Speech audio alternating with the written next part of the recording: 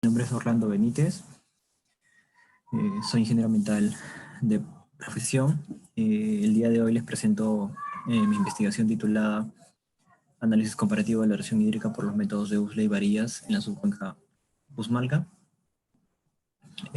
Bueno, esta viene siendo parte de una de las charlas que estoy brindando con respecto al tema territorio, biodiversidad y suelos. Y bueno, les voy comentando de qué trata esta investigación.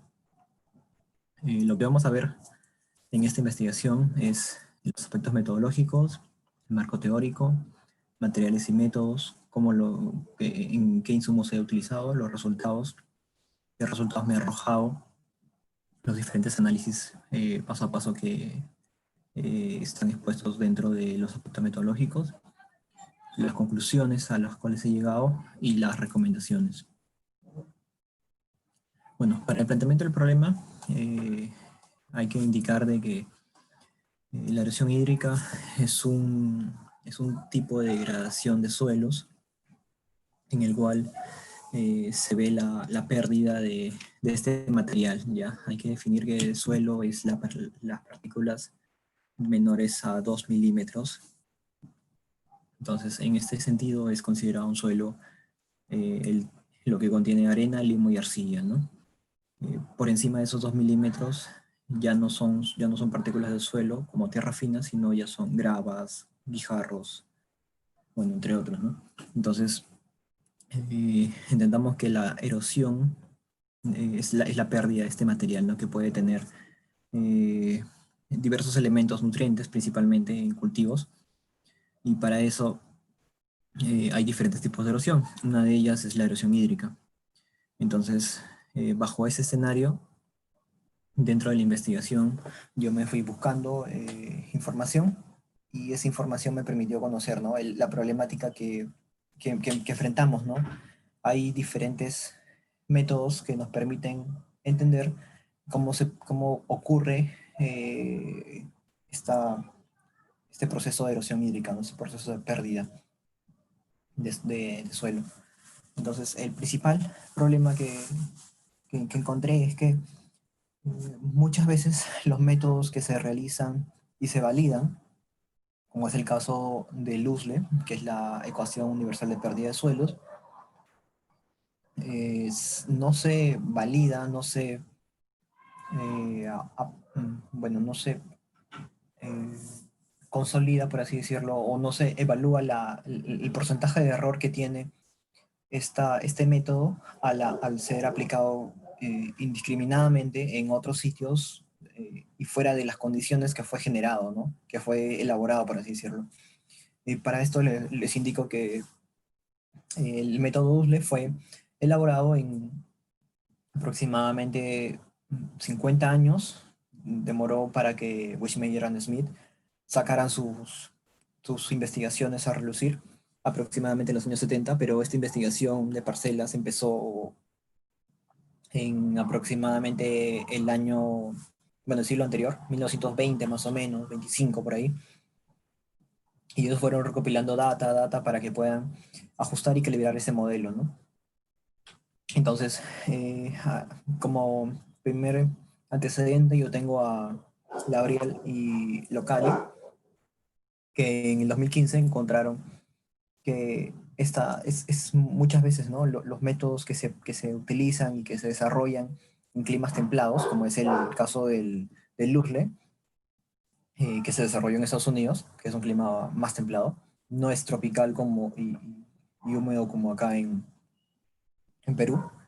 Entonces, este método es propiamente para ser aplicado en esa zona, ¿no? Aparte de que este método fue desarrollado en parcelas, no fue desarrollado en cuencas, en unidades hidrográficas de mayor tamaño, ¿no? Si bien es cierto, hay bastantes investigaciones que relacionan el uso de esta ecuación extrapolando a unidades hidrográficas de mayor tamaño a través del SIG, se podría decir que es referencial el valor, ¿no? No es un valor ajustado, ¿no? Como poco a poco ya lo voy a describir conforme avance esta presentación, ¿no? Entonces, como primer antecedente, yo tengo que los métodos que se desarrollan inicialmente en una zona no son adecuados para toda la zona, ¿no? Primero se debe hacer una validación, ¿no? Y claro, calibrar los parámetros de dicho modelo. Como segundo antecedente, de manera general, tengo que el Perú ha perdido de 7 a 10 millones de hectáreas de bosques a causa de la deforestación, ¿no? Entre ellos Rodríguez Vera y Rasmus, ambos en el 2003 y en 1994 respectivamente, encontraron que Piura, la región del norte del país, tiene una gran cantidad de ocurrencia de lluvias, ¿no? Y esta lluvia no solo es de la cantidad, sino de la calidad, podríamos decirlo, ¿no? Es de la que se traduce en la gran capacidad erosiva, ¿no? O sea, estamos hablando de la intensidad de lluvia. No es lo mismo hablar una lluvia que ocurre en costa, como otras que ocurren en selva, que ocurren en sierra, ¿no? Para ser así algo más claro o poner un ejemplo, por lo general en la selva ocurren lluvias eh, de corta duración, pero de alta intensidad, que demoran en promedio, puede durar 1 a 2, 3 horas. Pero en la costa, por lo general, hay lluvias que casi no duran mucho, ¿no? A veces, si bien es cierto, no sé si los que me escuchan están viviendo en Lima o están en otras partes del Perú o de otros países, por lo que yo he podido observar en Chorrillos, en el departamento de Lima, las lluvias duran en promedio 45 minutos, incluso menos, ¿no? A veces 10 minutos que son de pasada, ¿no? Y son casi garúas, ¿no? No hay mucha intensidad, ¿no? De lluvia y tampoco la cantidad que cae, es mínima. El caso se complica cuando tú vas un poco entrando a la sierra, ¿no? A la sierra, las lluvias, por la misma altitud, por el tipo de latitud, los regímenes, por el tipo de clima, por diversos factores, estos confabulan y permiten que la lluvia tenga, si bien es cierto, no sea, la intensidad sea muy alta como es en la selva, ni de corta duración como es en la costa. Esta lluvia en la sierra presenta una alta duración. Entonces, ¿en qué se traduce? Se traduce en que imaginemos un suelo seco, la lluvia va a caer, va a mojar, y este suelo hasta que tenga una saturación a tope, recién va a permitir que se forme escorrentía. Y esta escorrentía es lo que transporta el material, ¿no? Las partículas del suelo, ¿no? Ya con los nutrientes y con los coloides, ¿no? Presentes en el complejo arcillo-húmico, ¿no? Que son las arcillas principalmente. Entonces, ya, como segundo antecedente, les venía comentando, ¿no? Que Rodríguez Vera y Rasmus en Piura encontraron que presenta una alta capacidad erosiva, y esto principalmente se ocurre en la provincia de Huancabamba, ¿no? Que es la cuenca alta, perdón, la cuenca media alta del río, del río Piura. Esto lo podemos ver, este es el departamento de Piura, esta es la provincia de Huancabamba, y mi área de estudio se encuentra acá, que comprende la subcuenca del río Pumalca. Entonces, esto se traduce en que se tiene en promedio una pérdida de tasa de erosión de 20 toneladas por hectárea por año. Y su costo de pérdida de este valor asciende a 105 millones de soles, ¿no? De esta provincia se ha identificado que la subcuenca del río Pumalca comprende los distritos de San Miguel del Faique, y justo en ese distrito de San Miguel presenta una degradación de 15 a 30% y una deforestación de 20.822 hectáreas de bosques, ¿no? Bueno, como objetivo e hipótesis, vamos planteando que el objetivo general es cuantificar las áreas de erosión hídrica mediante los métodos USLE y varillas de erosión en la subcuenca del río Pumalca, con la finalidad de analizar la variación entre ambos métodos, ¿no?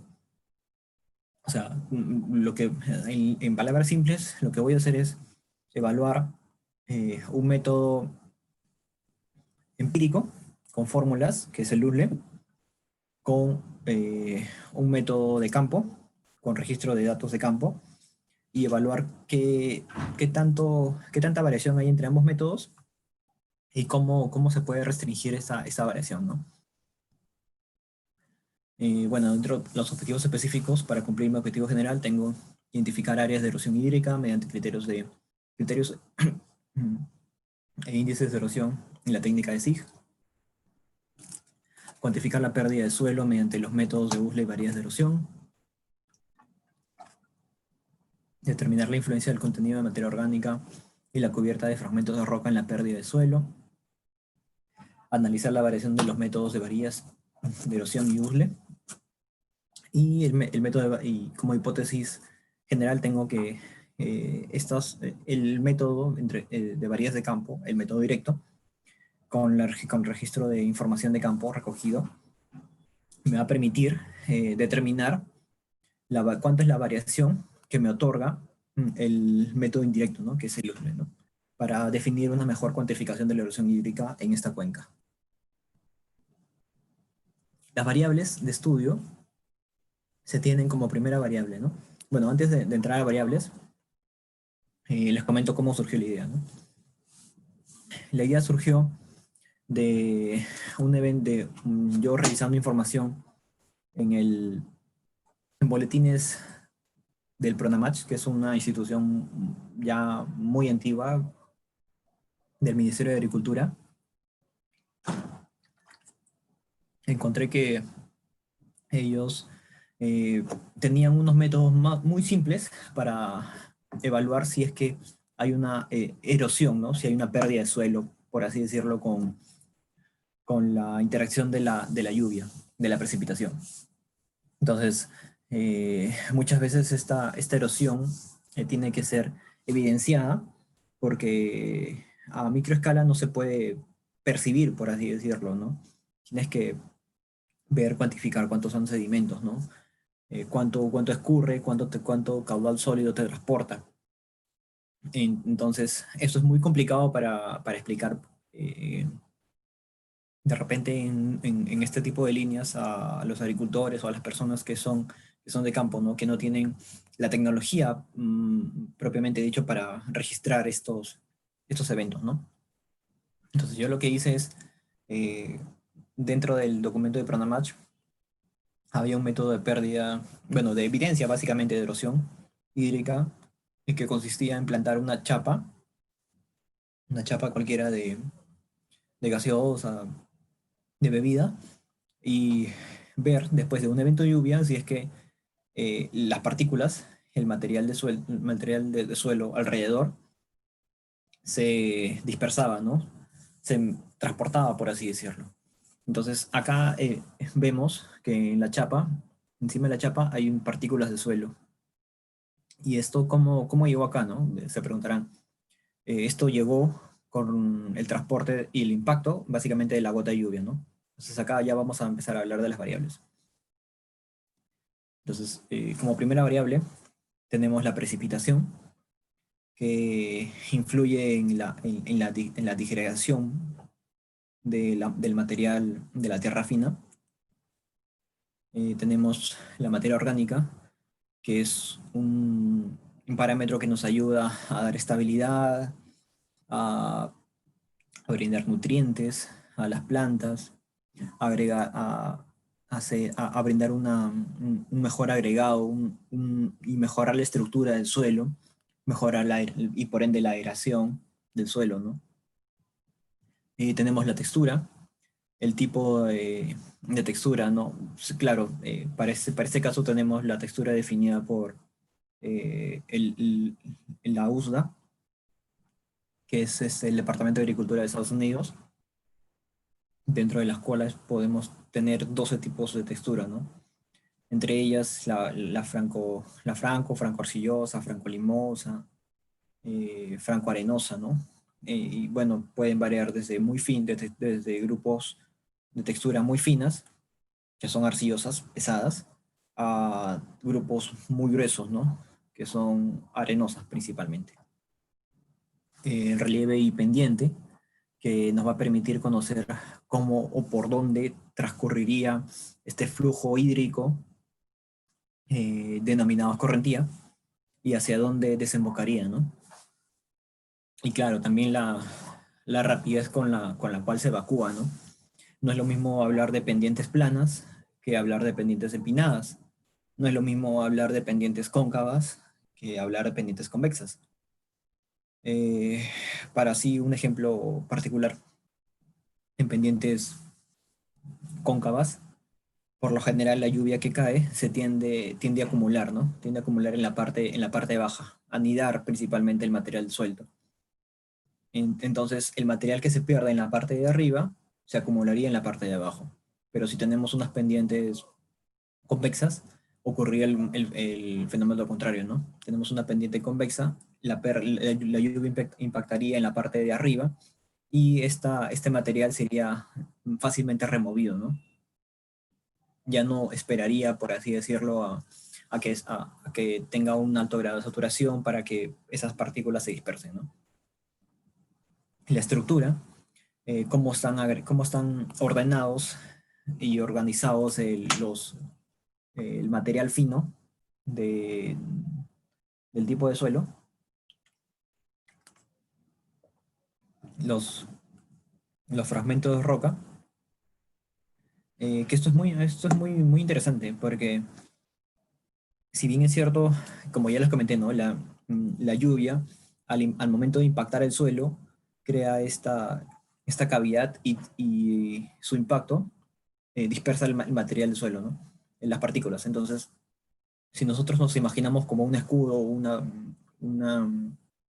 una piedra, por así decirlo, un grava, acá antes del impacto de lluvia, lo que va a hacer la grava o la roca va a bloquear esa fuerza, ¿no? Va a disipar esa energía cinética. Entonces, eso no va a permitir que las partículas se disgreguen. Entonces, esto es lo que se podría decir como un efecto protector del suelo dentro de, bueno, en la superficie, ¿no? Del perfil o del pedón, ¿no? Tenemos también el parámetro de permeabilidad. La permeabilidad nos ayuda a evaluar qué tan, qué tan, qué tan buena aireación tiene el suelo, que, cómo va a retener la cantidad de agua también el suelo, ¿no? No es lo mismo hablar de texturas arenosas, que por lo general tienen una permeabilidad alta, a texturas arcillosas, ¿no? Que por lo general tienen permeabilidad más baja, ¿no? Más lenta. Tenemos también la cobertura vegetal. Esta cobertura se evaluó mediante el método del cuadrado, que tiene 1 metro por 1 metro y separado a cada 20 centímetros con un cierto porcentaje, ¿no? Este método está citado en, en una bibliografía del CIAT, que es de Colombia.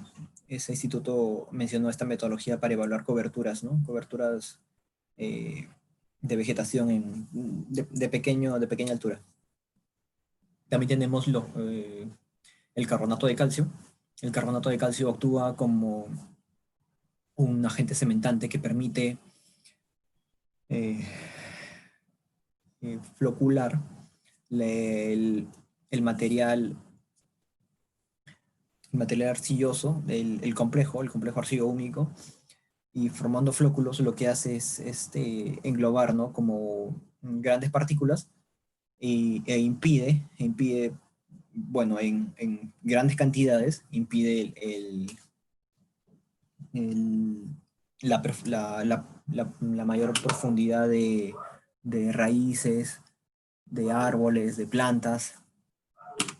Como dicen, no todo en exceso es malo. Entonces, este parámetro fue evaluado por esa misma propiedad, ¿no? De que genera, forma flóculos y no permite que el material, o sea, las partículas del suelo se dispersen, ¿no? O sea, se dispersen pero con menor facilidad, ¿no? Bueno, finalmente, comentarles de que también se consideró el dosel arbóreo, que es uno de los parámetros que se evaluaron para la cobertura vegetal, que es uno de los factores que ingresa dentro de la ecuación del USLE.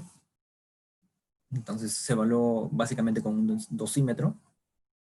Y bueno, el otro método, ¿no? Que es las parcelas de erosión, ¿no? Que consistió principalmente en varillas y con una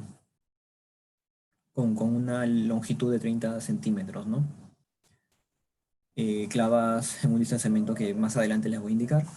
Y bueno, esto se evaluó en parcelas, ¿no? Esto se denomina una parcela de varillas de erosión. También debo agregar de que Mansilla en el 2008 eh, presentó el cálculo que les comenté, ¿no? Que es básicamente cómo se comporta una pendiente, si es cóncava o convexa, que ya lo había mencionado. Y esto se debe a que el nomograma de Lussle para el factor de pendiente, el factor LS, tiene un limitante, ¿no? Que es principalmente solamente se puede aplicar a pendientes con una longitud máxima de 500 metros, ¿no? Es lo que le venía diciendo, ¿no? En una cuenca, en una unidad hidrográfica, en un divorcio en acuario, tú no vas a tener pendientes de 500 metros, tú vas a tener pendientes de diferente longitud, ¿no?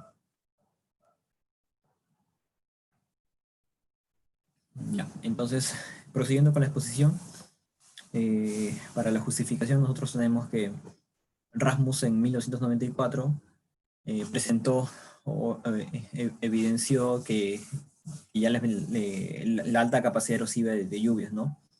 En la cuenca del río Piura, a lo que se suma las altas tasas de deforestación, principalmente para formar invernas, que les permite a los agricultores tener áreas de cultivo de pastos para poderlos alquilar en temporada de lluvias, ¿no? Y bueno, esto lo que originó es que si yo tengo suelo descubierto, la intercepción de la energía de la lluvia que lo ofrecía anteriormente la cobertura vegetal no se va a dar, entonces va a haber una mayor facilidad de transporte de este material, ¿no? De suelo. Como noticia tengo de que Pirat transportes se atienden a 36 horas, perdón, 36 zonas afectadas por lluvia, ¿no? Entre ellas es, el, es la provincia de Huancabamba, ¿no? Y actualmente, en el año pasado, bajo el decreto 189-2019 de la PCM, declaró en estado de emergencia a la provincia de Huancabamba. Entre ellos, se encuentran los dos distritos que forman parte del área de estudio, ¿no? Que es el distrito de Canchaque y el distrito de San Miguel del Faique. ¿Esto en qué se traduce? Se traduce en que principalmente se va a gastar galones de petróleo para poder atender la limpieza de cauces, la limpieza de carreteras con maquinaria, con tractores, con grúas. Y bueno, esto se traduce también en la parte económica, ¿no? ¿Cuánto voy a gastar, cuánto voy a invertir, por así decirlo, ¿no? Para poder darle una rehabilitación a las estructuras hidráulicas o las estructuras viales que han sido afectadas por este fenómeno, ¿no? En el 2012 se ha gastado alrededor de 843 soles solamente para la reconstrucción de un canal principal de riego, ¿no? Y para el mantenimiento de trochas carrozables se gastó alrededor de 21.840 soles. Entonces, en líneas generales, no solo afecta a los campesinos, ¿no? A las personas de campo que tienen sus cultivos, sino también afecta de manera de la comunicación principalmente a las poblaciones, a los centros poblados bien alejados, que no permite que tengan una buena interacción y buen llegado, por así decirlo, de productos alimenticios, ¿no? Intercambio que producen sus zonas, ¿no? Sus zonas de repente en la parte alta producen cultivos andinos, que son de repente papa, choclo, yuco, para intercambio con mercados en la costa, ¿no? Que producen frijoles, cultivos de costa, ¿no?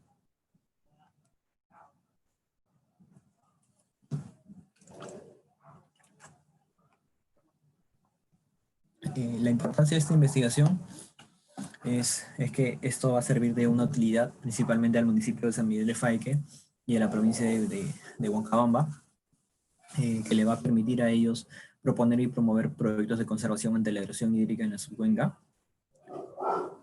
Y segundo, que esto también se puede extrapolar como un marco metodológico para otros escenarios de otras cuencas. Y asimismo, esto va a permitir identificar áreas vulnerables a ser erosionadas, ¿no? Para quizás en un futuro elaborar un sistema de pagos por sistemas ambientales, ¿no? Como, como se detalla, ¿no? Que es la conservación de suelo, suministro de agua por prácticas de conservación, reforestación, entre otras, ¿no? Y la disminución del riesgo de grandes avenidas, ¿no? Que ya se ha mencionado, ¿no? Que causan el aislamiento de diferentes zonas. Bueno, eh, la clasificación de los modelos de erosión. Ya estamos entrando ya al marco teórico. Dentro de la clasificación de los modelos de erosión se encuentran dos grandes grupos, ¿no? El modelo cualitativo, que se cuantifica, ¿no? Por formas de erosión, grados de erosión, rangos y tablas. Y los modelos cuantitativos, que se dividen en dos, ¿no? La evaluación directa, dentro de la cual se encuentran las varillas de erosión, y la evaluación indirecta, dentro de la cual se encuentran los modelos empíricos, ¿no? Que ya le mencioné, que es USLE, RUSLE, MUSLE, entre otros, ¿no? Y claro, los otros modelos, ¿no? Con base física, ¿no? Que son el WEB, el EUROCEN. Y, por ejemplo, para ser un poco más detalloso en el tema de la evaluación directa, aparte de las varillas de erosión, hay parcelas de escorrentía. Las parcelas de escorrentía son parcelas en las cuales se puede decir que son un poco más invasivas, a diferencia del método de varillas de erosión, ¿no? Porque tú tienes que restringir dentro de tu heladera con un marco de aluminio, cercarlo, y sobre eso evaluar cuánta sedimentación hay después de esto, ¿no? Después de un evento de lluvia. Y para su comparación, es muy diferente al hablar de las varillas de erosión, porque en las parcelas de escorrentía lo que tú vas a evaluar es propiamente la escorrentía, es el caudal después de un evento de lluvia. Este caudal va a transportar un caudal sólido, ¿no? El material fino. Y lo ideal sería que tú lo compares con un RUSLE, por ejemplo, ¿no? Que ya te transforma la energía cinética de lluvia ya en escorrentía. Con respecto a las varillas de erosión, acá tenemos el modelo, el planteamiento de cómo iba a estar distribuido, o bueno, cómo fue distribuido las parcelas de varillas de erosión. Consistió en varillas de 30 centímetros de largo, haciendo una marca de 15 centímetros al medio, y estas varillas fueron insertadas, ¿no? Cada 60 centímetros en largo y ancho, pues, ¿no? Entonces tengo un ancho de 1.4 metros y un largo de 3.2 metros. La ventaja de este método es que te permite cuantificar si es que hay una erosión media o una sedimentación media. Entonces, ¿a qué quiero decir con con el término erosión? Erosión ya lo expliqué, que es una pérdida, y una sedimentación en líneas generales es una ganancia. Entonces, con estas varillas lo que nos va a permitir es conocer si es que el suelo que se pierde, por ejemplo, en esta parte, va a ser transportado de manera vertical, por así decirlo, en la pendiente hacia la siguiente varilla, o este suelo va a ser, o por las mismas condiciones de campo, ya no, ya no se va a transportar de manera lineal, ¿no? De repente de manera diagonal. Entonces nos va a permitir de repente, si yo tenía acá unos 20 centímetros y acá 20 también de profundidad, si, por una evento de erosión, estos 20 centímetros va a ser un poco mayor, 25, y estos y ya no voy a tener después de un evento de lluvia 20 acá, sino voy a tener de repente unos 15 centímetros. Entonces, 15 centímetros le estoy comentando que se miden desde el nivel de suelo hasta la punta de la varilla, ¿no? En este caso acá. Entonces, para el cálculo de pérdida de erosión, se utiliza la ecuación, ¿no? La ecuación es el valor, la altura de la varilla por la densidad aparente y por 10. esta densidad aparente tiene que ser en gramos por centímetro cúbico. Y bueno, entonces, bajo este marco metodológico, yo he definido que se va a usar Loosely, que en este caso se utilizaría la primera versión, la versión clásica, la que todos conocemos, y yo definí una segunda versión que sería una versión mejorada, ¿no? En líneas generales, para su mejor entendimiento. Esta pérdida de erosión se traduce en el factor de R, que es erosividad, el factor K, que es el factor de erodibilidad, que es propiamente dicho al suelo, el factor LS, que es longitud y pendiente, el factor C, que es cobertura vegetal, y el factor P. El factor P son prácticas de manejo. Dentro del factor R se van a utilizar las ecuaciones de Ramos-Type y Morgan, y dentro del factor K se van a utilizar las versiones del K, ¿no? Las restricciones, que más adelante les voy a indicar. Dentro del factor LS se va a considerar los factores de orientación y forma, que muchas veces no son considerados en todas las investigaciones y todos las tesis que yo he leído, ¿no? En su momento no se han considerado este tipo de parámetros dentro de este factor. El factor C, que se va a complementar con evaluaciones de campo, y claro, con tablas ya descritas según Wishmeyer y Smith, ¿no? Y bueno, lo que yo voy a medir dentro de mi tercer objetivo específico va a ser la pérdida de suelo eh, y cómo este se relaciona a dos parámetros principales, ¿no? Que es la materia orgánica, que ya les comenté que es la estructura, y, y el contenido de fragmentos de roca, ¿no? Este día surgió porque ahí ya había un antecedente en el 2006 de Yataco Pérez, que evaluó en un DCA factorial de dos factores, la materia orgánica y la cobertura vegetal, ¿no? Me parece, si no me recuerdo, en la comunidad de San Mateo. La ecuación universal de pérdida de suelos. Este método, como ya les comenté, va a ser evaluado por el factor de erosividad de lluvias, que va a contemplar la ecuación de Ramos-Type. Esta ecuación incluye el parámetro de precipitación diaria, precipitación máxima con tiempo de retorno de 2 años y la precipitación media máxima.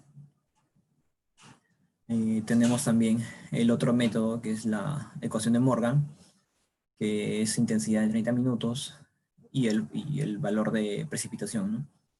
Acá hay que hacer un paréntesis porque para aplicar esta ecuación de Morgan, tú debes tener una energía cinética de lluvia mayor a 25 joules por metro cuadrado. Y yo con los valores que yo obtuve un valor de 25.6 joules por metro cuadrado. Entonces sí podría aplicar, ¿no? Esta ecuación se restringe a ciertas áreas, ¿no? Bueno, como ya les comenté, eh, hay ciertas limitaciones dentro del factor K, ¿no? Que es el factor suelo, el factor de erodibilidad. Qué tan susceptible es el suelo a perder ese material, ¿no?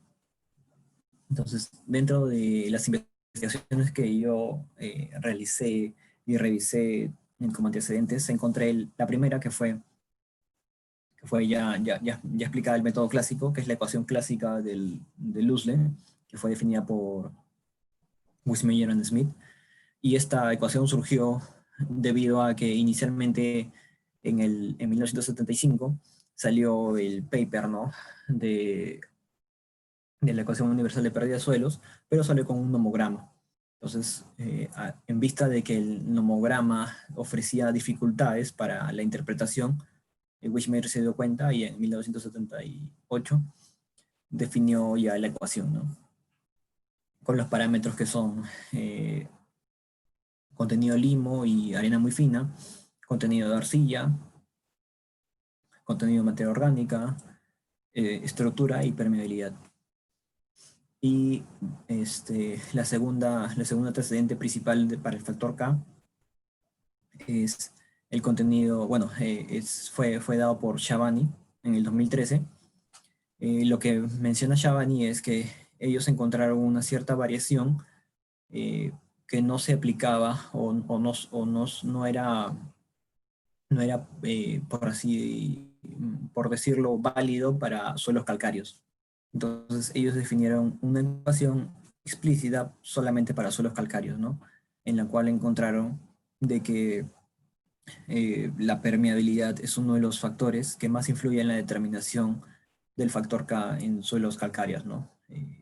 Así en líneas generales comentarles, ¿no? Que la permeabilidad va a permitir conocer el flujo que ingresa al suelo. Entonces, este flujo va a permitir el movimiento de las partículas de carbonato de calcio, ¿no? Entonces, si se mueve arriba o se mueve abajo, va a permitir que se forme una mayor estabilidad, mayor cantidad de agregados.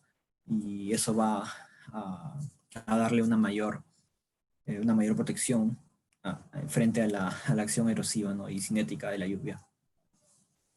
Este valor K se evalúa con el contenido de limo, el contenido de arcilla, la materia orgánica, la very thin sand, que es arena muy fina, permeabilidad, el porcentaje de carbonatos de calcio y la pendiente, ¿no? Ah, antes de esto me olvidaba comentarles que, bueno, para la tercera versión, en líneas generales para llamarle, del factor K, fue que debido a este nomograma que vemos acá, en el cual se intercepta la arcilla, perdón, el limo y la arena muy fina, se intercepta el contenido de materia orgánica, la arena, se intercepta la estructura en estas líneas, el porcentaje de cobertura que viene a ser la cobertura vegetal y la permeabilidad, y esto nos va a arrojar un valor, una variable K, ¿no? Pero este nomograma presenta ciertas restricciones, ¿no? Y estas restricciones se evidencian en, por ejemplo, en el contenido, ¿no? El contenido de limo y arena muy fina, mayor a 70%, por ejemplo. El contenido de materia orgánica para un contenido mayor a 5%, perdón, a 4%. Dentro de las investigaciones que se realizaron, se encontró que el contenido de materia orgánica ofrecía, si bien es cierto, mayor estabilidad al suelo, por lo tanto, una mejor defensa frente a la acción erosiva de la lluvia, pero solamente se han registrado como máximo a valores de 5.5, ¿no? Pero ya cuando exceden esos valores, ya no se tiene o bueno, ya no se podría determinar el contenido de, de materia orgánica y cómo afecta dentro de esta ecuación, ¿no? Luego tenemos el otro limitante, ¿no? El factor de erodibilidad. ¿Qué sucede cuando hay baja erodibilidad, ¿no? Que son suelos principalmente con alto contenido de arcilla, son suelos ya eh, con una pedogénesis muy avanzada, que le permite ofrecer una mayor resistencia, ¿no? ¿Qué sucede también con la cubierta de fragmento de roca, ¿no? Inicialmente fue eh, mencionada en 1978 y fue considerada como el porcentaje de cobertura, ¿no? Que por así decirlo denominaremos acá como el factor C, que fue incluido dentro de la ecuación de Lussle, ¿no?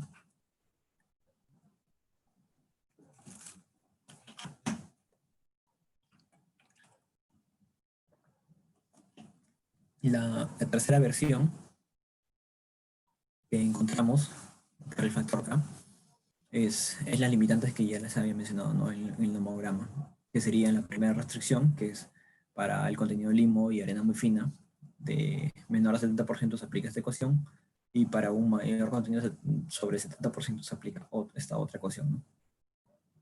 Luego para el contenido de materia orgánica, para el factor de erodibilidad, luego para el factor de fragmento de roca, ¿no? El contenido de, perdón, la baja erodibilidad funciona similar al contenido de limo, ¿no? Y ocurre para suelos que presentan erodibilidad menores a 0.2 por 0.2. Y la cubierta de fragmento de roca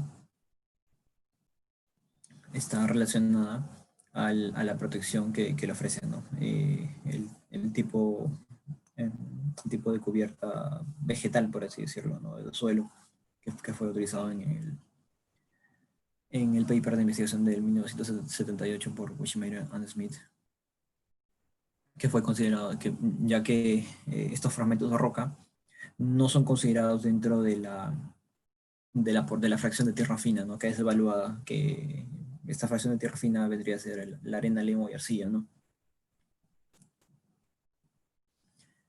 Tenemos materiales, equipos, mapas temáticos, de suelos, tenemos de cobertura vegetal para todos los parámetros de la ecuación de Usle, tenemos las varillas de acero de 6 milímetros de diámetro, ya de 30 centímetros de largo, que ya les indiqué marcadas a 15 centímetros. Tenemos un barreno tipo Ulan o barreno holandés, que es funciona como una T y se gira presionando al medio para poder extraer la muestra. Esto es para toma de muestras de densidad aparente. Y la densidad aparente se toma como anillo con un anillo de Köppen. Recordemos que la densidad aparente te incluye el espacio poroso, el aire, y el medio de suelo, ¿no? El espacio ocupado por las partículas del suelo. Entonces tiene que ser una muestra de suelo no disturbada, ¿no? Que por lo general cuando se toman las muestras de suelo se rompe esa estructura y se compacta, ¿no? Cuando se llevan al laboratorio. Luego, como equipos y software, tenemos al Minitab 17, que nos ha permitido hacer los análisis estadísticos, el ArcGIS y el GPS, ¿no? Y claro, para las evaluaciones de campo tuvimos la wincha métrica, el clinómetro y el cuadrante de madera que ya les indiqué anteriormente, ¿no? Y la cámara fotográfica para registrar todos los eventos, ¿no? El método de esta investigación es hipotético-deductivo. Me planteo hipótesis y a partir de esas hipótesis deduzco cómo funciona, qué puede suceder, y interrelaciono los factores que ingresan, ¿no? En esta ecuación. El diseño este tipo experimental porque voy a hacer un registro en campo con datos en parcelas de variedad de erosión. El tipo es transeccional porque voy a hacer una evaluación puntual. Se realizó el registro de datos desde diciembre a marzo en época de lluvia. En los niveles explicativa se buscan razones y causas que originan el problema. Correlacional porque analiza la relación de estas variables. Y descriptiva porque se describen las variables, ¿no? Como proceso metodológico tenemos, bueno, toda esta investigación se resume en este gráfico, ¿no? En esta figura. Tenemos al USLE como la primera versión. Tenemos a la identificación de zonas de erosión hídrica que se van a realizar a través de la determinación de índices de erosión y esto va a permitir implementar en diferentes zonas las variedades de erosión, las parcelas de variedades de erosión. Como segundo objetivo tenemos la segunda versión del USLE, con las mejoras ya indicadas, ¿no?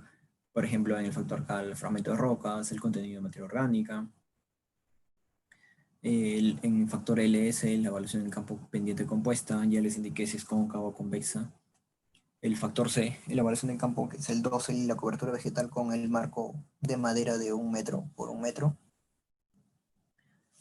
Y bueno, se va a comparar también, y bueno, se va a cuantificar de forma paralela la erosión, ¿no? La medición y determinación de pérdida de suelo dentro de estas parcelas, lo que me va a permitir cuantificar la erosión hídrica, y como tercer objetivo tendría la evaluación de la influencia de materia orgánica y fragmento de roca sobre la erosión, ¿no? Estos van a ser expuestos, analizados en la parte estadística con la interacción de esos factores en un diseño completamente al azar de tipo factorial de dos factores. Y esta evaluación que se va a realizar con el uso de segunda versión y con la cuantificación de la erosión la cuantificación de la erosión hídrica en las parcelas de variedad de erosión, me va a permitir conocer la determinación, la variación, ¿no? que existe, ¿no? Frente a ambos métodos. Bueno, ya les había comentado que la población es la subcuenca Pumalca. La muestra es de tipo no probabilística que se va a encontrar en la cuenca, perdón, en la subcuenca Pumalca.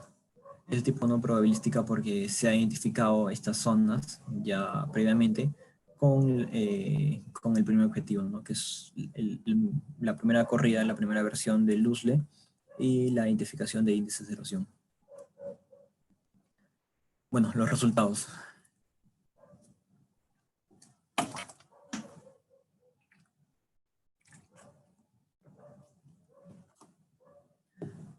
Para la determinación de precipitaciones máximas se han considerado las estaciones de Barrios, Chignac, Canchaque y Huarmaca. Esas son sus altitudes y se han realizado para diferentes tiempos de retorno, ¿no? Esto inicialmente se dividió en dos zonas porque no presentaba una buena correlación en, en la evaluación de precipitación-altitud. Entonces se trabajó por zona A y zona B, tomando en consideración que la altitud media de la cuenca es 1400 aproximadamente y la estación de Canchaque se encuentra a 1520. Entonces la estación más cercana y, por así decirlo, representativa del área de estudio sería Canchaque. Entonces se tomó esta área con estaciones que se encuentran por debajo de los 1500 y estaciones por encima de los 1500, ¿no? Se determinó de que para tiempos de retorno de este régimen de 5, 10, 25, 50 y 100 años, se determinó estos valores de precipitación máxima con la ecuación generada para ambas zonas y sacando promedio para la zona media a nivel de cuenca, y se determinó la precipitación máxima solo con la estación Canchaque, que como pueden ver apreciar en este cuadro, los valores están muy cercanos, ¿no? Y el promedio en error es aproximadamente de 3.3% para todos los diferentes tiempos de retorno, ¿no? Y esto es aceptable para este tipo de investigación porque la variación en precipitación oscila por lo general en 10 a 13%, que no es, bueno, es diferente a lo que se tiene un estimado en el registro de caudales, ¿no? Que varía un 5%. O bueno, se recomienda que no varíe, que no exceda ese valor, ¿no? Tenemos que para la determinación de precipitaciones máximas, según el tiempo de retorno, se realizó también por rangos de altitud y se encontró con esta sorpresa, ¿no? Que dentro de la sección media se encontraron altos niveles de precipitación, ¿no? Perdón, altos valores de precipitación para diferentes tiempos de retorno, ¿no?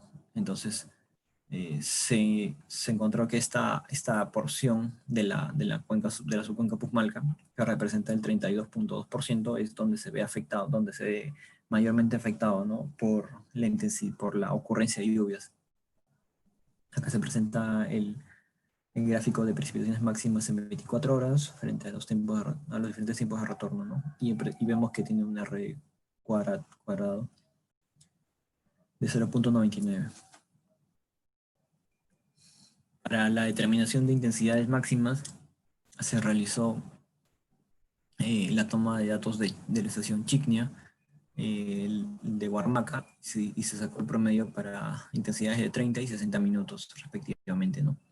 Esta información fue extraída de la tesis, la investigación bibliográfica de Tadeo Rasmus en la cuenca del río Chira y Piura. Hay aproximadamente el registro es de 8 años y su variación promedio es aproximadamente 0.9% respecto a los valores promedio, ¿no? Entonces, luego de esto se generó la regresión de intensidad máxima con el tiempo de retorno y se identificó esta ecuación, ¿no?, para intensidad máxima de 30 minutos. Esta ecuación tiene un R cuadrado de 0.99. Luego de esto, que ya tienen los dos inputs para determinar las ecuaciones de Morgan y Ramos-Saipe, se generaron, ¿no?, las intensidades máximas en 30 minutos para la subcuenca Puzmalca. Se generaron los valores de Morgan, los valores de Ramos-Taipe, y se optó por tomar el promedio, porque si bien es cierto, Morgan incluye precipitación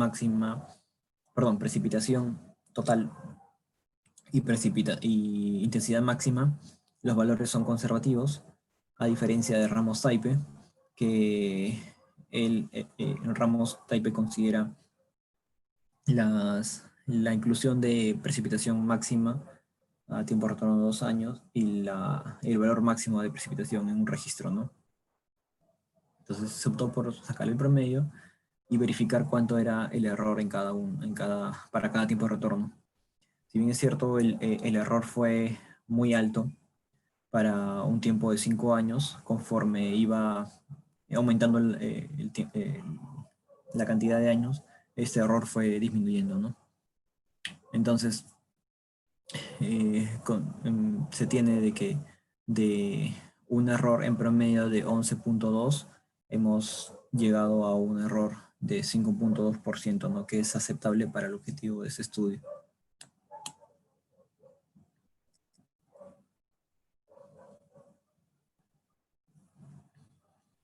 Me olvidé comentarles que, bueno, luego esto se realizó el factor R con la determinación y con el tiempo de retorno, ¿no? Igual me salió un R cuadrado de 0.99. Ya, para la determinación del factor K, se tomaron muestras de suelo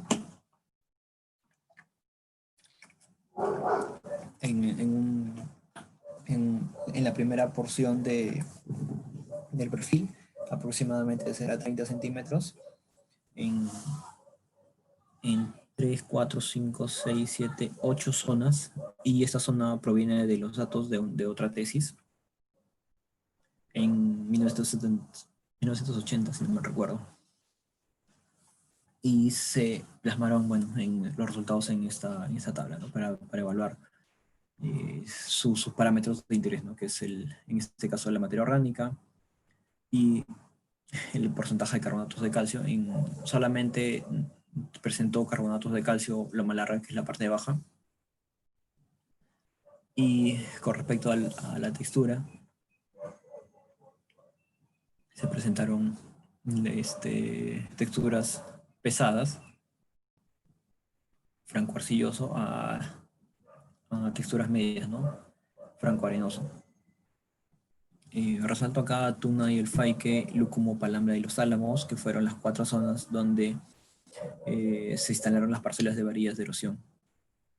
Y lo resalto porque si vemos la cantidad de materia orgánica, vemos que Tuna y el Faique, bueno, la Tuna Faique, tiene un contenido de 2.6%, que lo ubica en un contenido medio de materia orgánica, pero con respecto al Lúcumo, Palambra y Los Álamos, ellos ya bordean, el Lúcumo bordea el límite cercano al 4%, y Palambre y Álamos ya está superando este valor, ¿no? Entonces, me está diciendo de que la ecuación Muslet no ofrecería unos buenos resultados si es que yo lo evalúo con esta ecuación.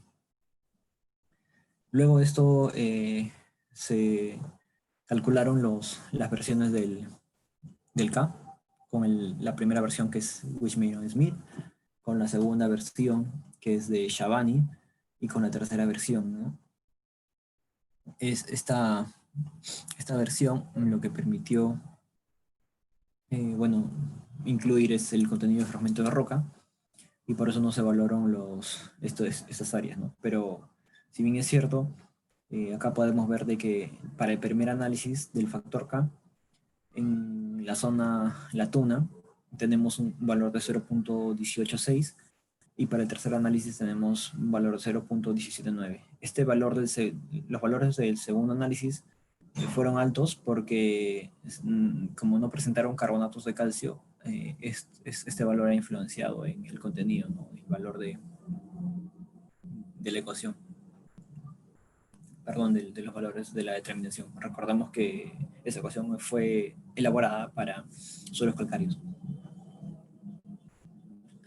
Entonces, volviendo al tema, tenemos valores próximos en la primera y la tercera versión para Tuna, que comentarles también adicional que la Tuna Alfaique tenía una pendiente eh, ligeramente ondulada, aproximadamente de un 11%, y caso contrario eran los Álamos, Palambre y Lúcumo, que presentaban pendientes que superaban al 30%. Entonces ahí sí había una variación, tanto, por ejemplo, en Lúcumo presentaba un alto valor para el primer análisis, y para el tercer análisis presentaba un ajuste, ¿no? Valores menores. Esto probablemente se deba al contenido de materia orgánica, y Palambla es al revés, ¿no? Presentaba un bajo valor en el primer análisis, y el tercer análisis presentaba un alto valor, un ajuste mayor, ¿no? Como les comenté, probablemente se deba al contenido de materia orgánica y al contenido de fragmentos de roca, ¿no? Ya, las tasas de erosión del primer análisis. Lo que se hizo fue identificar con la ecuación Musle a nivel de unidad geográfica, sin las mejoras, sin así como fue expuesto en varias investigaciones, se calcularon los tipos de erosión y la clasificación, ¿no? La nula, ligera, la nula o ligera, la baja, la moderada, la alta, muy alta, y sobre estas se partieron la subcuenca en tres, ¿no? La baja, la media y la alta. Y acá podemos ver de que para una tasa, bueno, la subcuenca Posmalca, para una tasa alta, una tasa de erosión alta, en, este, presenta un valor de 341.2 hectáreas en la parte alta, y un valor de 2.188 para la parte media, ¿no? Pero esto llama la atención para la clasificación moderada, que representa el 33.9% del área de estudio, y el área total está representada por 6.444 hectáreas, ¿no? Claro, estas tasas de erosión fueron incrementándose respecto con cómo se incrementaba el tiempo de retorno, y también se evaluaron mediante gráficos. Este gráfico se puede, bueno, esta tabla se puede visualizar de una mejor manera en este gráfico, ¿no? Para una sección media, acá vemos que presentamos un 35.2% con respecto a un valor alto, ¿no? Y para un porcentaje de área de un 15.7% para un valor de muy alto.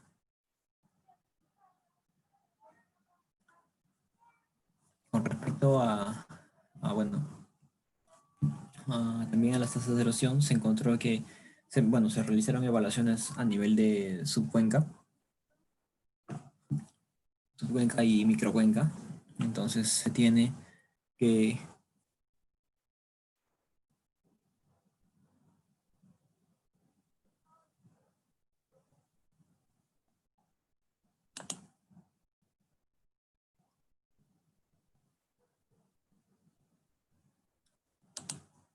ya, volviendo al tema, se tiene que la microcuenca Agua Azul es la que presentó mayores niveles de erosión.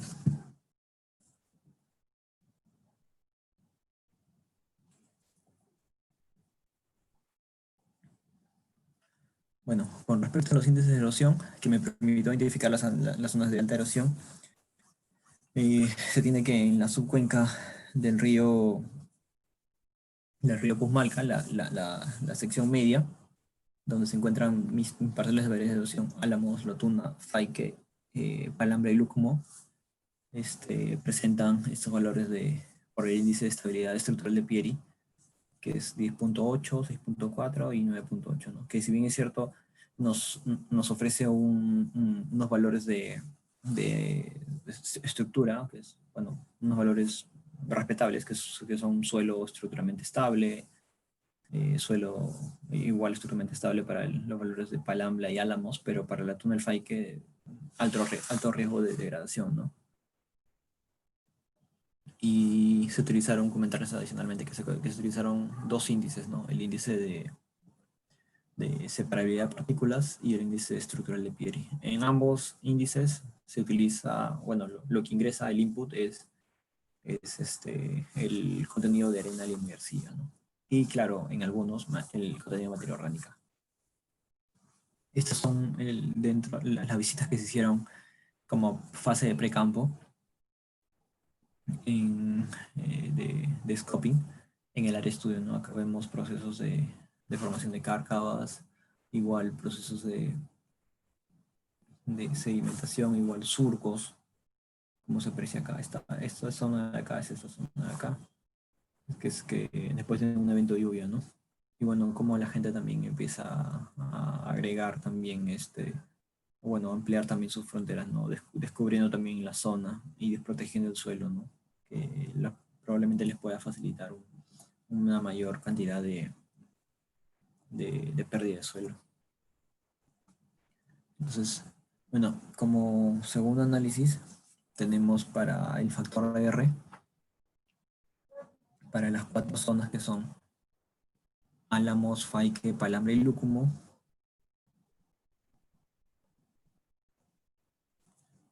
un análisis por rangos, ¿no? De altitud, ya siendo un poco más específicos. Eh, para Morgan y para Ramos Saipe, y se utilizó el promedio. Y para el factor de erodibilidad de suelos, para las cuatro zonas que se consideraron los fragmentos de roca, la materia orgánica y la pendiente, ¿no? Y cómo esta varía. Acá se puede apreciar los valores que ya les había indicado anteriormente y cuánto es el porcentaje de variación respecto a la primera y la tercera versión, ¿no? Si bien es cierto, el FAICE presentó la menor variación, pero Palambra, Álamos y Lúcumo presentaron variaciones por encima del 10%. Esto, ¿cómo se traduce? Se traduce visualmente en este gráfico, ¿no? El verde es la primera versión y el azul es la tercera versión. El naranja es el contenido de materia orgánica y el morado es el contenido de fragmentos de roca.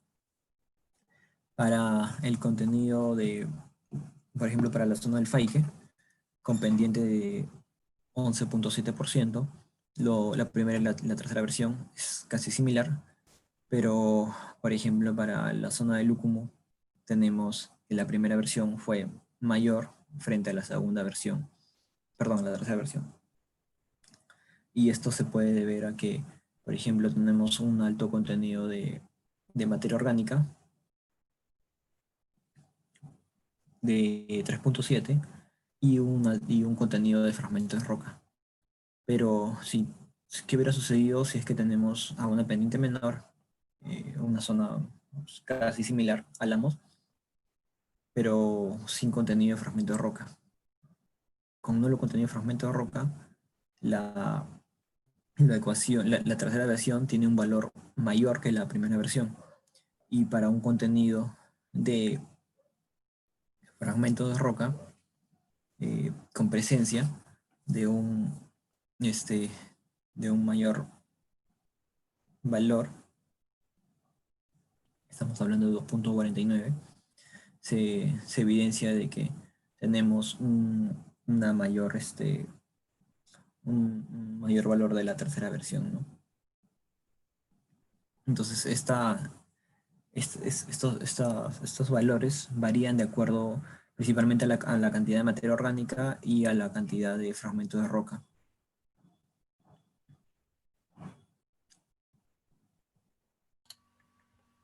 Ya. Con respecto al tema de factor LS, se consideraron las variables de longitud de ladera y el porcentaje de inclinación, ¿no? Acá vemos, por ejemplo, de que el porcentaje de inclinación que viene a ser la pendiente, Álamos y Palambla tienen valores similares, y como ya les había comentado, el FAI que tiene el valor mínimo, ¿no? Que es 11.7 para este estudio, y Lucumo tiene un valor extremo que es de 45.5. Esta longitud también, hay que recordar de que esta longitud fue evaluada principalmente solo en un área pequeña de pendiente que no supere, bueno, de longitud de pendiente que varía dentro de 7 metros a 20 metros aproximadamente. Esto también se consideraron, ¿no? Para la forma de la pendiente, si es cóncava, convexa, y cómo estas se comporta para este análisis, ¿no? Esto se tradujo en este cuadro que vemos. Lo que se hizo es medir una longitud de pendiente casi uniforme, se dividió en 3 segmentos, y, por ejemplo, ¿no? Para la localidad de Álamos, se tuvo la longitud de ladera es 18.9. Se dividieron en 3 segmentos, 1, 2, 3. Se determinó la fracción de pérdida de suelo, que es una ecuación que considera las variables A y B, y luego de este valor fue elevado a un exponente, ¿no? Que es 0.5. Y se tiene valores en promedio para esta zona de Álamos de 6.19. Estos valores fueron ya considerados para cada zona, ¿no? Si lo vemos, la pendiente cóncava sobredimensiona en un 3.5% aproximadamente los valores de LS. Es decir, ¿no? Para Álamos tenemos un valor en la primera aproximación de 5.67 y para la tercera versión de 6.19. Y para la zona de Lúcumo de 5.11 y para la primera versión 5.22, ¿no? Ya, con respecto al factor C, tenemos que se realizaron 2 mediciones, ¿no? La primera parte sí, se hizo con el ingreso de una tabla de la versión de Bushmiran-Smith de 1978, considerando valores tabulares. Y la segunda versión ya se incluyó la evaluación en campo, ¿no? Que incluyó la medición de cubierta vegetal y el porcentaje y la medición de dosel arbóreo, ¿no? Entonces, de acá se determinaron 2 valores, ¿no? Si bien es cierto, los valores del factor C en la primera versión sobredimensionaron los valores calculados ya con la segunda versión. Solo la versión de Lúcumo fue casi similar entre la primera y la segunda versión. Acá vemos la cubierta vegetal presente en la zona de Lúcumo, la medición de cubierta vegetal en zona del Faique, la localidad de Palambla y su cubierta vegetal, principalmente árboles de plátano, guava, entre otros cultivos, y la localidad de Álamos, ¿no? La medición de pendientes del terreno. Para la pérdida de suelo de la primera versión, tenemos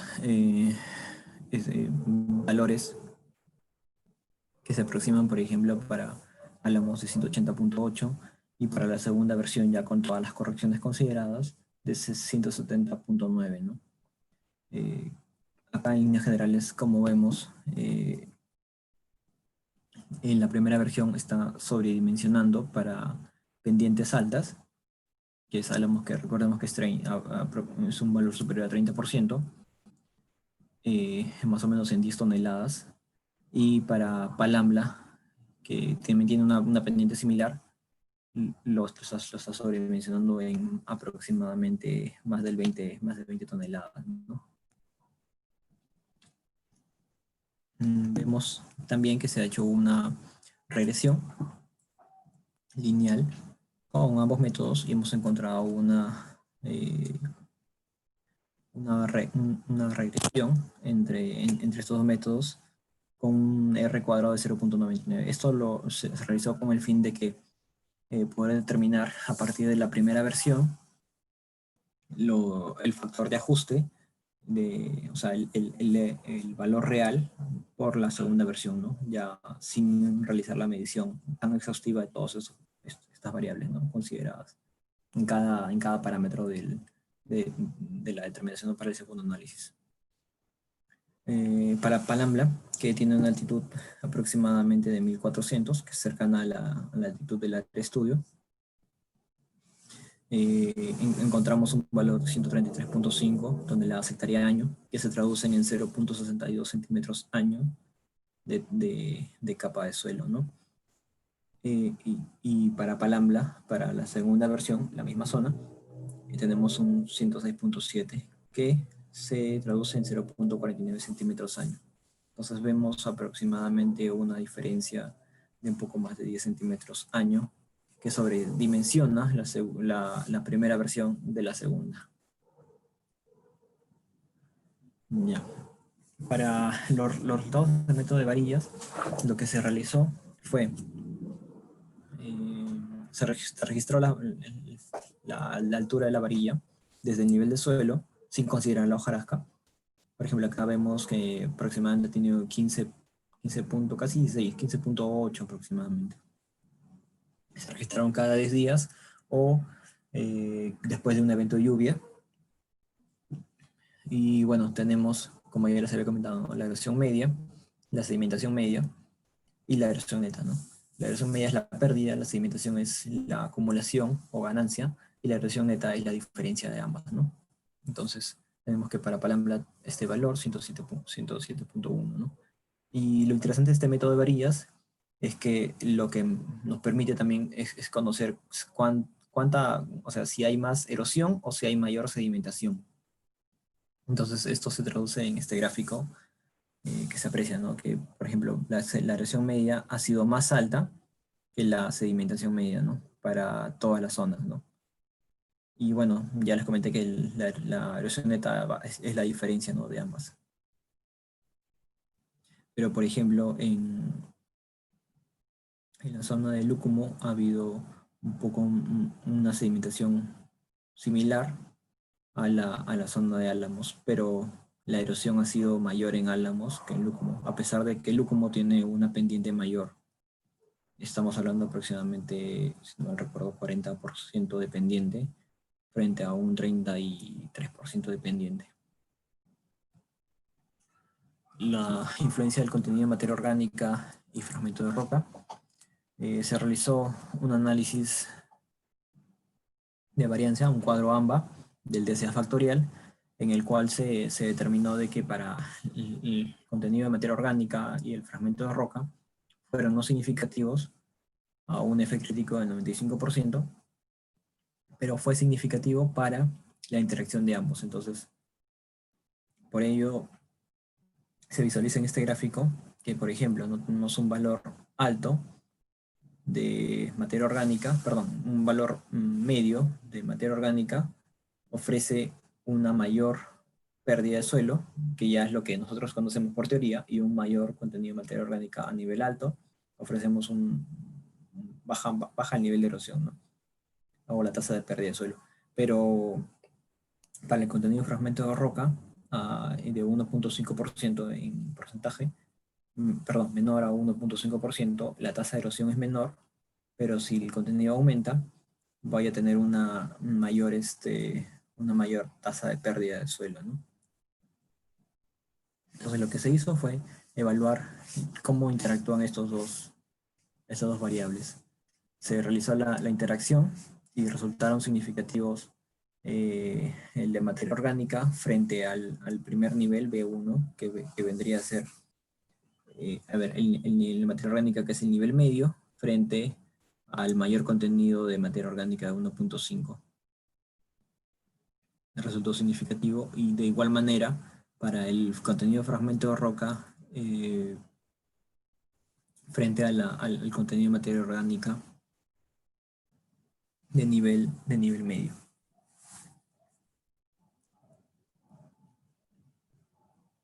Esta interacción nos ha permitido conocer que aproximadamente el 74.5% de la pérdida de erosión puede ser explicada con estos dos parámetros, ¿no? Que es contenido de materia orgánica y fragmentos de roca.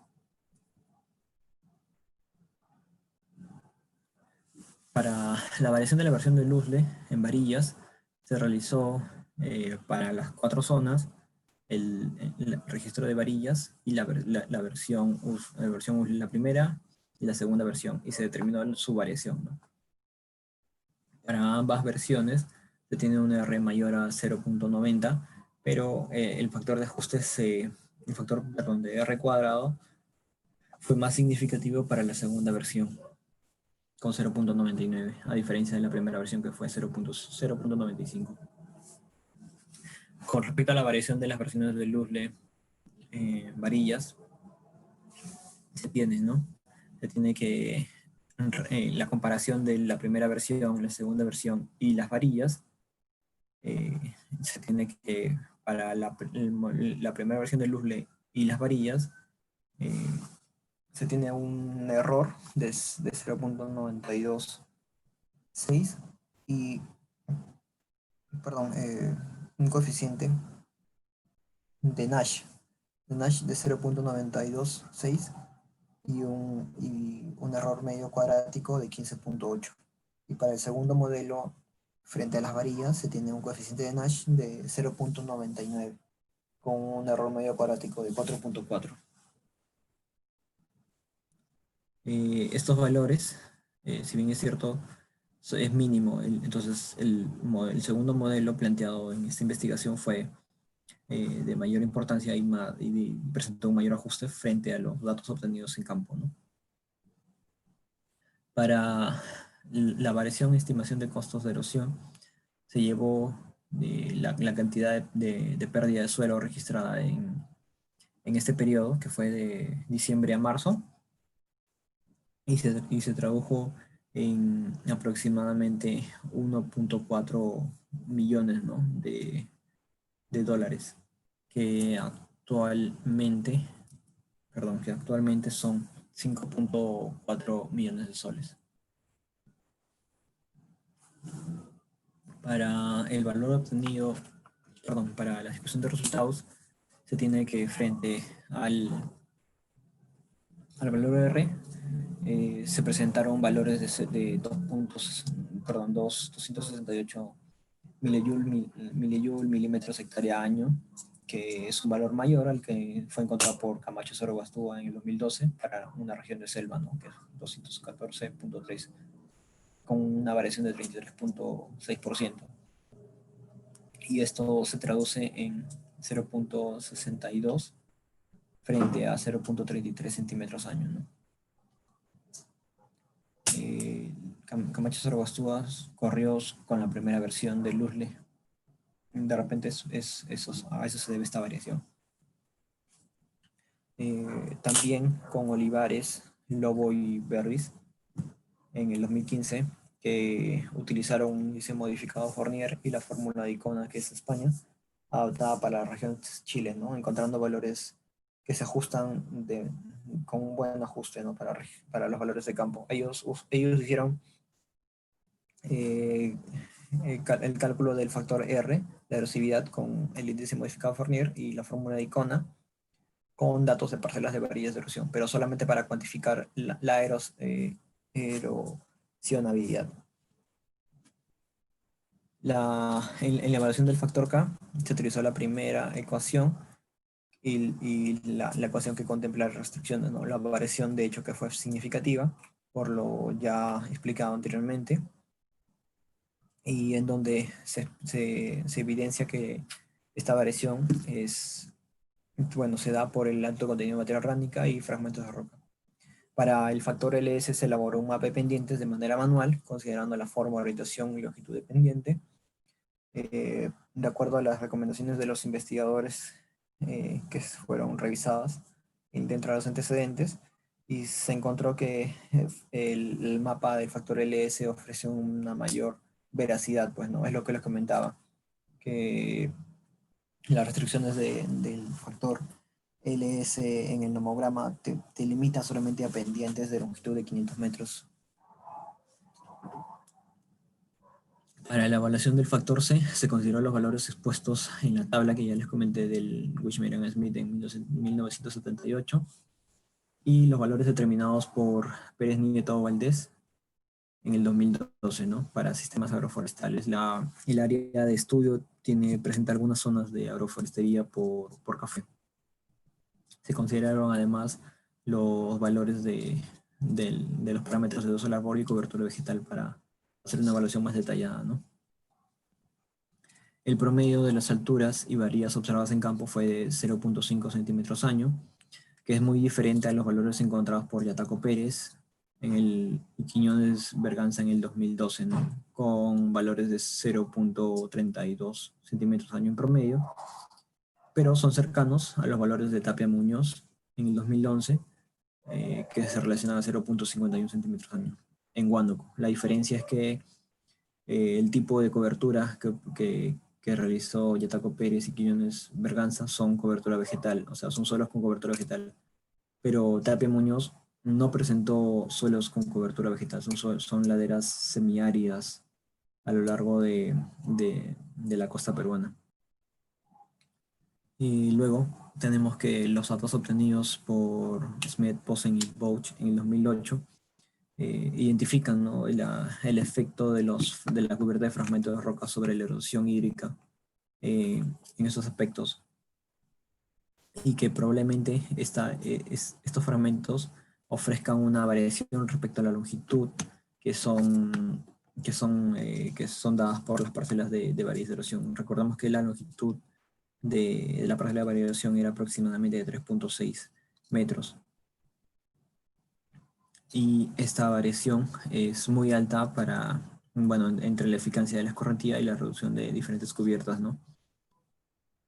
Asimismo, lo indicado por Posen se puede verificar en las localidades de Palambla y Lúcumo, ambas con contenidos de fragmento de roca mayores a 1.5% y diferentes niveles de cobertura vegetal, ¿no?, con valores de tasas de pérdida de erosión de 107.1 y 90.8 respectivamente. Para la variación encontrada para los distintos análisis, áreas de erosión, rango de altitud, unidades hidrográficas, se tiene que el error máximo es de 19% para la primera versión y para la segunda versión de 6%. Y estos errores se encuentran en menor, son menores a lo encontrado por Oyarzún Ortega en el 93 en Chile, que encontró para datos anuales un 22% de error. Ellos realizaron una investigación para erosionabilidad, pero con datos anuales y datos mensuales, ¿no? Entonces nuestro error fue mínimo, fue menor al obtenido por esos investigadores. Finalmente, para el índice de eficiencia de Nash, se aclara que el segundo modelo presenta una alta confiabilidad, ¿no?, ya que presenta valores similares a los obtenidos en campo, ¿no?, un R cuadrado de 0.29. Y el error encontrado para la información generada espacialmente no supera un 15%, ¿no?, a diferencia del error medio cuadrático del segundo modelo, que nos obtuvo un 4%. Entonces, podemos indicar de que el modelo es aceptable para zonas de erosión alta, muy alta, tomando en consideración los parámetros indicados, ¿no?, ya lo he descrito en este estudio. Para la conclusión, dentro de la identificación espacial de áreas de erosión hídrica en la subcuenca del río Puzmalca, se estableció que la zona de mayor afectación en la sección es la sección media, que representa el 35.2%, y las tasas en esa zona son tasas de erosión alta y muy alta, con 84 toneladas hectárea año en promedio. Los índices de erosión presentaron, identificaron moderado riesgo de degradación, y la sección alta, suelos estables estructuralmente, la sección baja, suelos degradados. La tasa de pérdida de suelo estimada para su cuenca Puzmalca en el primer análisis tiene valores de 53, 72, 76, 86 y 96 toneladas hectárea año para los diferentes tiempos de retorno. Y del mismo modo, la segunda versión tiene valores de 46, 54, 67, 76 y 85 toneladas hectárea año, localizando una alta tasa de erosión muy alta en la microcuenca Agua Azul. Seguidamente la subcuenca de los Potreros, con valores de 64 y 62 toneladas hectárea año, según sea el caso para la versión utilizada, ¿no?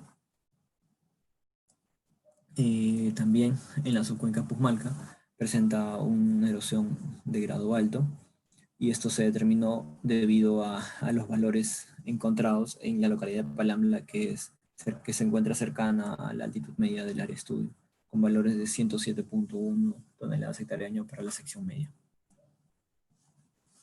Se encontraba una significancia alta entre la interacción de fragmentos de roca y materia orgánica, con un R cuadrado de 0.74. Esto explica el 74.5% de la variabilidad de la pérdida de suelo por la interacción y los parámetros de materia orgánica y fragmentos de roca.